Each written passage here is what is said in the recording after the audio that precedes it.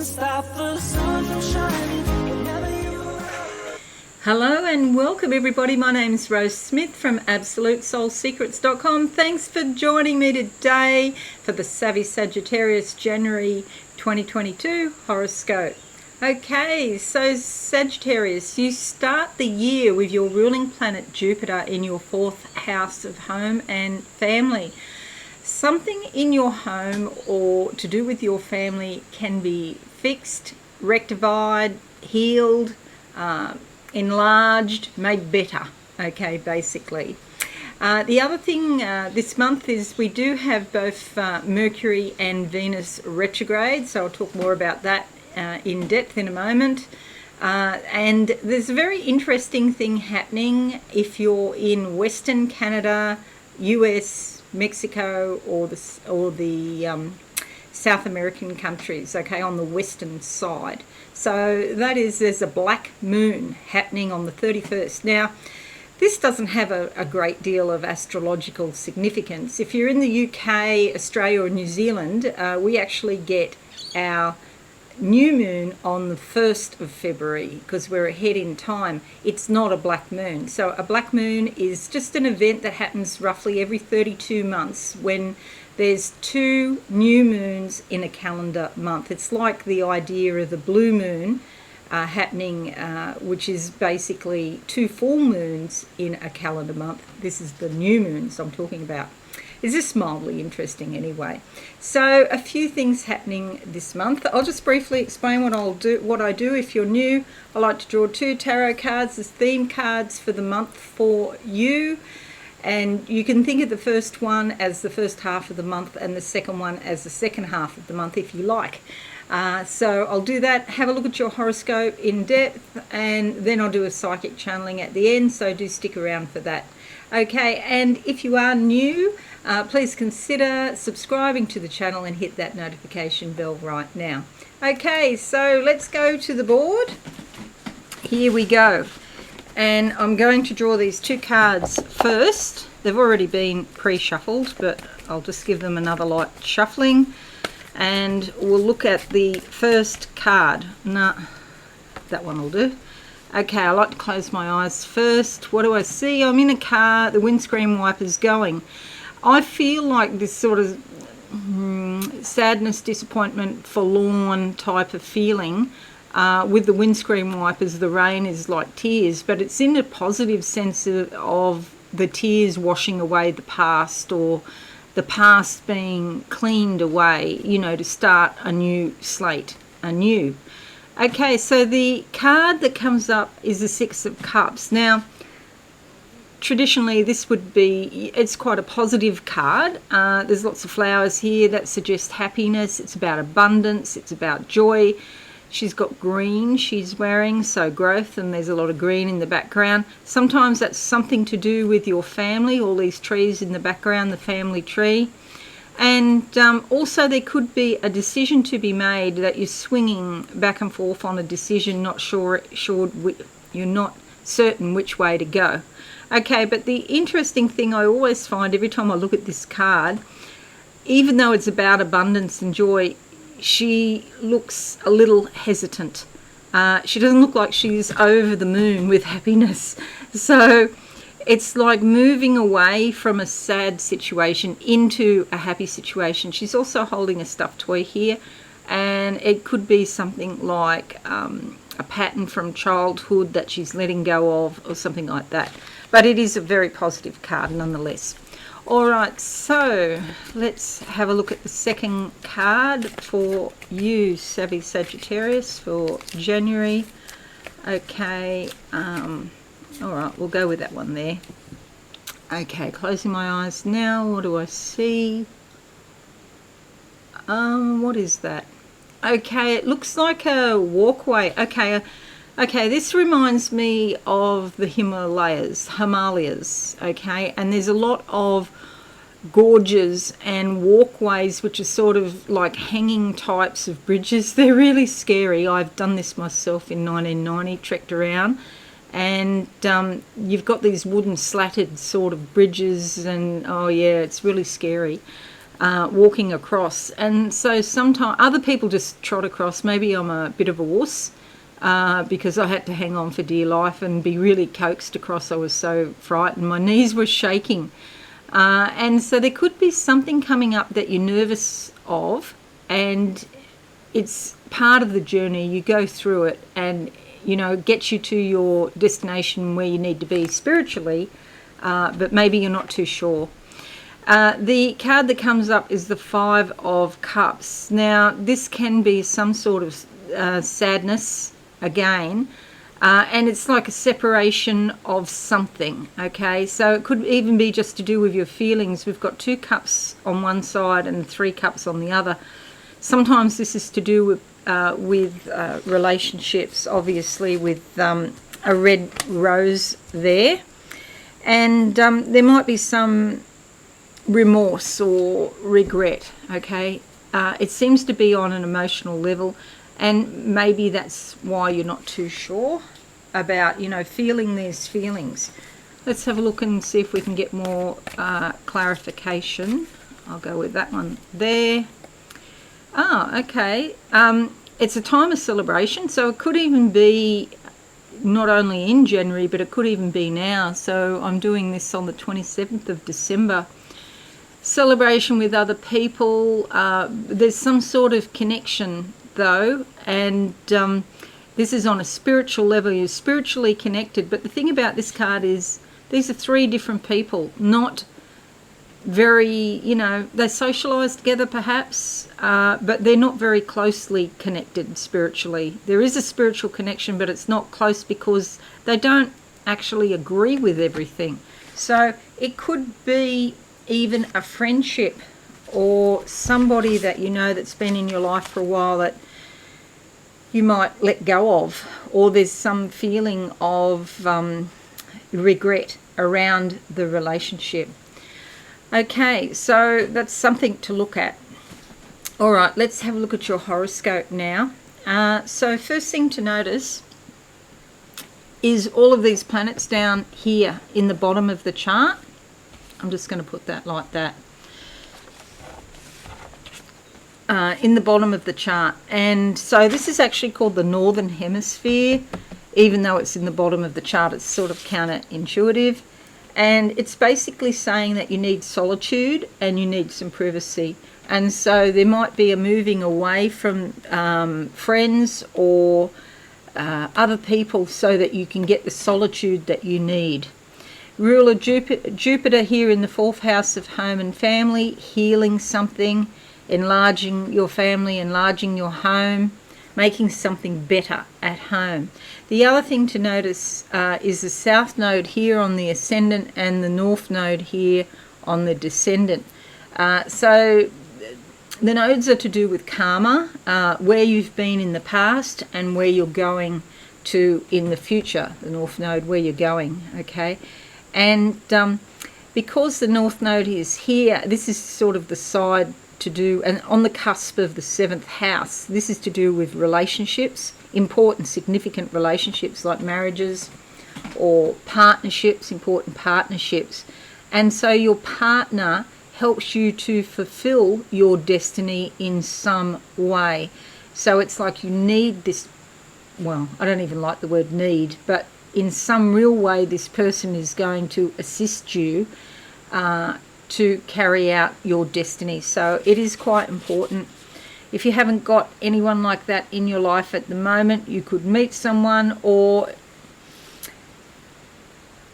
you could meet somebody. I'll just put a full stop there. Okay.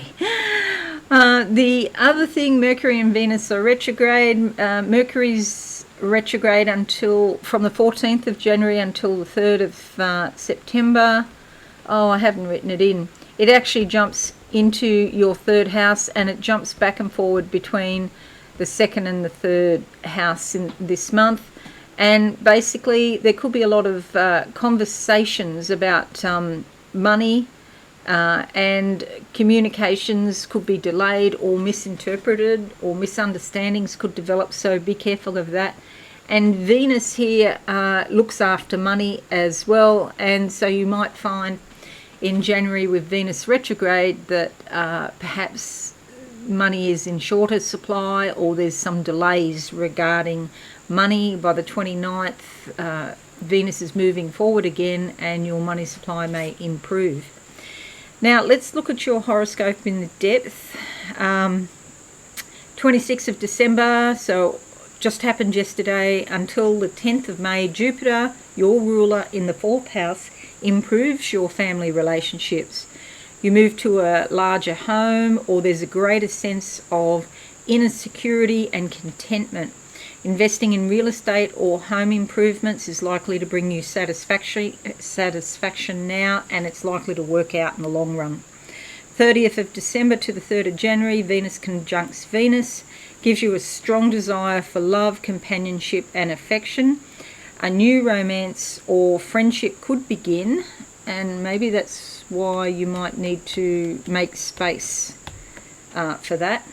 If there's someone you wanted to reach out to, this could create warm feelings and could start something beautiful. You need to be surrounded by beauty and harmony.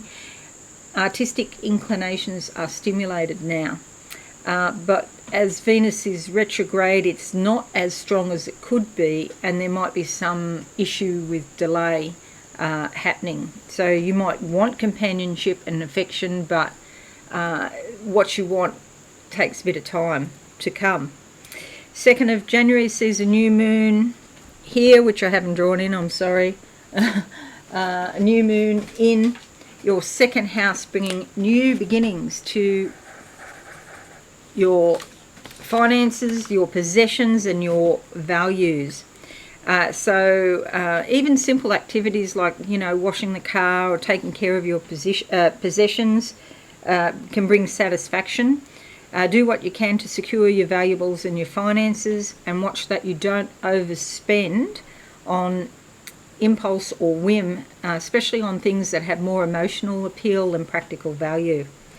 31st of December to the 25th of January, Mercury moves into your 3rd house here. Okay, so this brings communications about study, promotions, marketing. It also brings in new things to do with your siblings or perhaps cousins or distant family members. There could be a lot of intellectual curiosity or restlessness at the moment, and you may flip from one activity to another and spend a lot of time chatting and socializing. Normally you would be doing sort of frequent outings and traveling around in your local area, but again, retrograde, things go a bit quieter. Maybe you think about these things internally, but you don't actually do them, perhaps. 3rd of January to the 7th of January, Venus sextiles Neptune. Means that you'll probably be very receptive to beauty and want to be surrounded by harmony and kindness, and you feel tender and gentle towards other people. You can help others out and they will likely help you out, and this will make you very happy now. 8th of January to the 11th of January, Mercury sextiles Chiron. This brings a sense of relief, and it might be that certain issues come out into the open. You can more easily discuss your personal feelings at the moment. There are opportunities to heal and stabilise your relationships, friends, family members and close associates. Also, your sense of humour and your wit can assist you in talking your way out of complicated or long-standing situations, and you can get things back on track. 5th of January to the 23rd of January, Saturn sextiles Mars. Cooperation and harmony with co-workers is highlighted. If you're in any sort of club or team, it's likely that you'll work together very effectively now. Business and organisational meetings run very well. You can come to agreement and pursue goals with a clear strategy. You're likely to feel more self-discipline, self-control and concentration, and you just work well with other people at the moment. You can also work long hours without the usual stress of fatigue, and it's a great time to concentrate on task and organise your affairs generally. Any projects or business partnerships you start now are likely to have a long, stable, practical and successful life. 17th of January sees a full moon in your 8th house. That's a moon, by the way, a full moon. And this brings transformation around shared resources, loans, inheritances, wills, that sort of thing, jointly held assets and property. And especially those jointly held assets that you're emotionally attached to. Your emotions are likely to be more intense, and do watch that you don't overreact to some encounter. The 18th of January to the 18th of February sees the Sun moving into your 3rd house here, like that. And this brings extra energy, a burst of light. It also is likely to be a very busy, active time. There's probably a lot of errands, and just watch you don't get too frantic or overwhelmed with all the things that you're trying to do. You could fritter away time socialising. That's not all bad. It's a great time to chat with neighbours, and this might result in positive and smoother running relationships. Okay, so it's like chatting, socialising, but these people aren't particularly close to you. Okay, perhaps. 22nd of January to the 5th of March to the 5th of March, Mars moves into your 2nd house here, if I can find a spot. Okay, there's Mars. And so this brings a lot of ambition and a real sort of push forward regarding personal business affairs, finances and material security. You'll be taking a more active, positive role. You've got more ambition and enterprise, but do watch for arguments about money. Sometimes Mars is a bit impatient and pushes you a bit too much, so that's something to be aware of. 24th of January to the 14th of February, Mercury moves into your back to your 2nd house. So it goes from the 2nd house into the 3rd house and then back again. Okay, and so this usually is discussions about finances and commercial transactions, and do be careful how you are spending your money and you're managing your resources generally. It's a great time to consult with a financial planner or accountant and get your business affairs in order, but perhaps you don't act until it's, turns direct after the 3rd of February, so you can start working it all out and planning it, and then after the 3rd, that's when you actually do something about it. 28th of January to the 31st of January, Mercury conjuncts Pluto. This gives you the ability to really probe and get to the core of an issue. You might particularly enjoy mysteries, unsolved riddles, and topics that people usually sweep under the carpet. Just watch that you're not overly insistent on your own point of view, because it might turn some people off. But then again, you can't help bad luck, can you? If you feel something's important, then say it. And that people either cope with it or they don't, but at least you've done your job and got it out.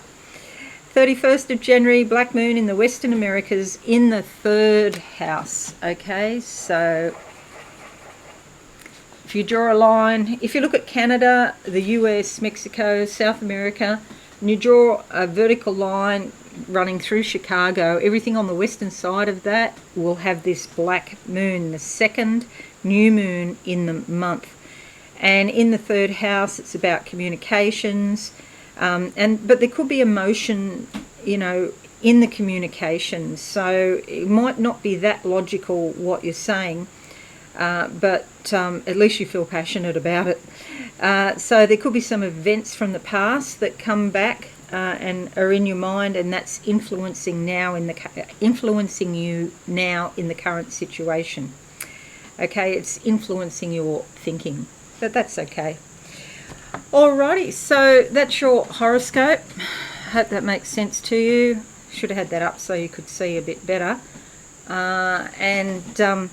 Now what I'm going to do is I'm going to close my eyes and see what I can see for you, Sagittarius, in January 2022. What do I see?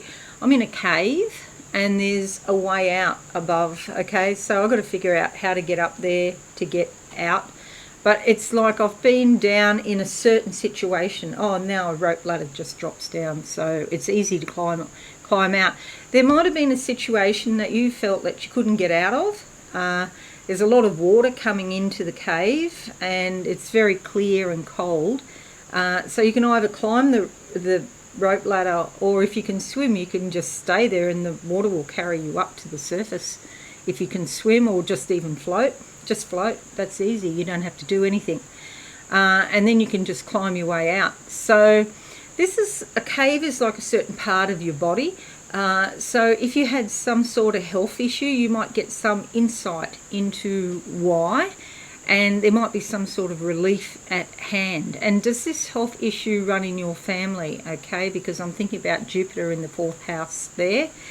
Perhaps you can find a new way of dealing with this health issue. Okay, because caves are in the earth and the body is our earth. If the earth is our body, if that makes sense. Yeah. Okay, a lot of lime green here, a lot of growth, opportunity.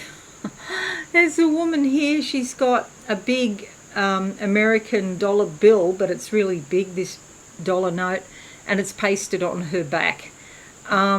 So there is some energy here for money, making money, stashing money. I think investments might be on your mind, and with the full moon there in your 8th house, that is indicated. Okay, so something about big cities with skyscrapers. Actually, this one reminds me of New York. But so if you live in New York and you're listening, it might be about investments for you. Look into it, research it. Okay, and now they're showing me a clock, and the hands are going backwards, and so that's like saying that something from the past is going to come into my mind, and you'll be feeling quite nostalgic, put it that way. Memories from the past and nostalgia. That actually goes with the 3rd house, and you do have a fair bit happening in the 3rd house. So the theme is looking after your money, and also, you know, being quite busy with everyday jobs and healing in the family tree, basically. All right, so that's it, Savvy Sagittarius. I hope this is helpful for you. Leave me a comment, a like, or a share. That would be fabulous. I would really appreciate that. Happy New Year, and I wish you all the best for 2022. And if you're new, please consider joining the channel and hit that notification bell right now. Okay, I'll see you all again soon. Thanks a lot, and bye for now. Thanks so much for watching. Please visit my website, absolutesoulsecrets.com, for all things spiritual. Have a lovely day.